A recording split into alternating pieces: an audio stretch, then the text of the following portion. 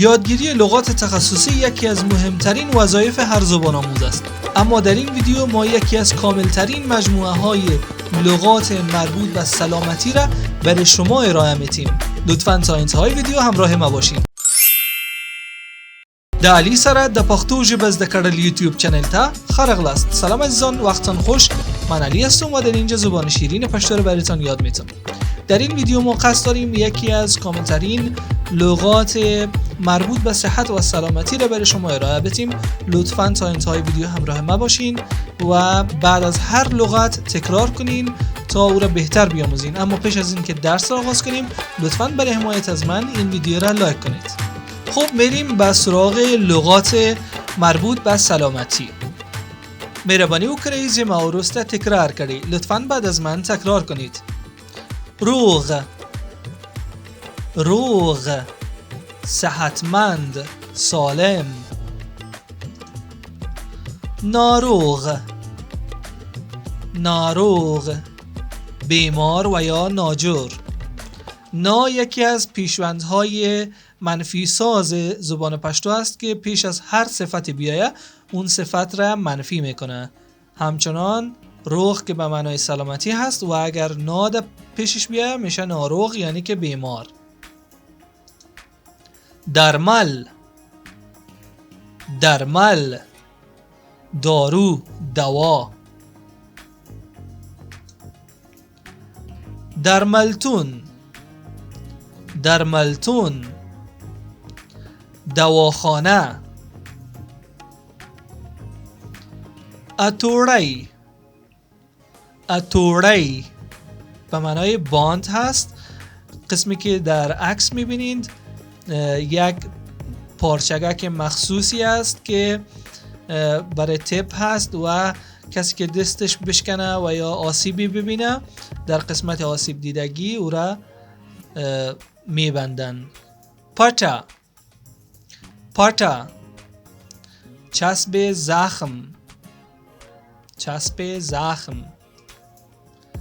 گولی، گولی، تابلت و یا قرص و ما به دری گولی هم میگیم.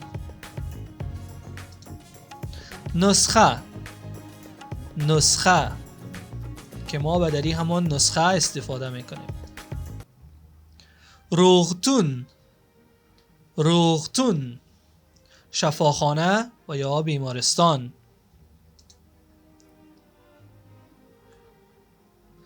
ژغورگاردی، ژغورگاردی، آمبولانس. ناروغی، ناروغی، بیماری. وینی خچ، وینی خچ، فشار خون. وینی به معنای خون هست و خچ به معنای فشار، فشار خون. دانگوری، دانگوری، چوب زیر بغل و یا همان تیاق. ژرگوند، ژرگوند، از کار افتاده و یا فلج. شلگاردی، شلگاردی، ویلچر که اگر بخوایم تحت لفظی انگلیسی شمانا کنیم چرخی که ببخشین صندلی که چرخ داشته باشه. ویل چیر، صندلی چرخدار میشه که برای افراد معلول استفاده میشه. رنزورپالا، رنزورپالا، نرس و یا پرستار که ما به پشتو نرس هم استفاده میکنیم. روغتیاپال، روغتیاپال، مراقب، افرادی هستند که در شفاخانه ها در کنار پرستارها فعالیت میکنند. رنزپوه، رنزپوه، دکتر. شما میتونید از دکتر هم استفاده کنید در زبان پشتو، اما رنزپوه یک لغت بسیار تخصصی هست که در زبان پشتو وجود داره و اما شما میتونید از دکتر هم استفاده کنید. رنزپوه. تبا، تبا، تب. سارا سارا، خنک خوردن و یا سرماخوردگی. غاخ خوگ و یا غاخ خوژ و یا غاش خوگ. دندان درد. غاخ و یا غاش به معنای دندان هست. غوگ و یا غوژ پسوند درد هست که در ترکیب‌های بعدی بیشتر مثالش را می‌خوانیم. سرخوگ و یا سرخوژ به معنای سردرد. نسخوگ و یا نسخوژ به معنای دلدرد. نس به معنای شکم و یا دل هست. والگی.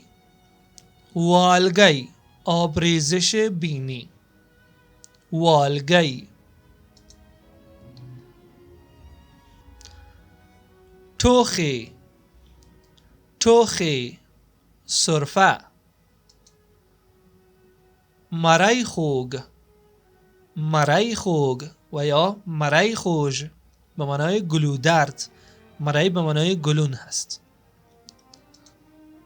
رپی. رپی به معنای لرزش. شری.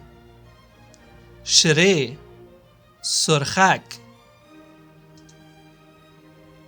سالندی. سالندی، آسم که یک نوع بیماری تنفسی هست. سالندی. زر زپلی. زر زپلی به معنای غش کردن، از حال رفتن و یا بیهوش شدن است. زر زپلی.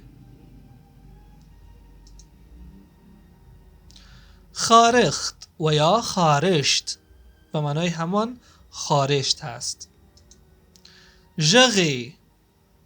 ژغی، برانکارد، وسیله ای است که افراد مصدوم و یا آسیب دیده را که نمیتونن راه برن بالای از اون میگذارن و حمل میکنن، همانطور که در عکس میبینید. ستن. ستن، پیچکاری. پرسیدل. پرسیدل، ورم کردن، باد کردن. پرسیدل. پرسیدلی. پرسیدلی. پرسیدلی به معنای ورم و یا باد. پرسیدلی. پروتین. پروتین، پروتئین. غور. غور، چربی. فکرتان باشه که چربی یکی از بدترین اضافات بدن هست که من فکر نمی کنم که چیزی مثل چربی در بدن باشه که اینقدر مشکل ساز باشه. شما میبینید سکته و یا بیماری های مانند فشار خون، دیابت، کل اینا از افرادی است که چربی و اضافه وزن دارن. کوشش کنین که وزن خود همراه با ورزش و تنظیم برنامه مناسب غذا همیشه چربی خود کاهش بدین و سعی کنین که اضافه وزن و چربی اضافه نبیارین. ویتامین. ویتامین، ویتامین. معدنی توکی. معدنی توکی، مواد معدنی. پندوالی. پندوالی، اضافه وزن. پندوالی. پوستکی. پوستکی، پوست. هردوکی. هردوکی، استخوان. هردوکی. بلاربه. بلاربه، حامله، مادر حامله. بلاربه. ساری ناروغی. ساری ناروغی، بیماری های عفونتی، بیماری های عفونی. مانند بیماری هایی که مربوط به ویروس، میکروب و عفونت و چرک میشه به اونا بیماری های عفونی و عفونتی میگن. رغیدل، رغیدل درمان. لند لیدی، لند لیدی نزدیک بین، شخصی که از عینک طبی برای دیدن اجسام نزدیک استفاده میکنه. لند لیدی. لیر لیدی، لیر لیدی دوربین. سایز غوندال، سایز غوندال سیستم تنفسی. سایز غوندال سیستم تنفسی. نسناسته، نسناسته اسهال. ببخشین که همین کلمه را گفتم، ببخشین. زردی، زردی هپاتیت، زردی هپاتیت. شکر، شکر دیابت و یا همان شکر. گروم، گروم افسردگی. وژپوه، وژپوه متخصص مغز و اعصاب. پوستکپوه، پوستکپوه به معنای متخصص پوست. غاخون و رنسپوه و یا غاشون و رنسپوه دندان پزشک. غاخون و رنسپوه دندان پزشک.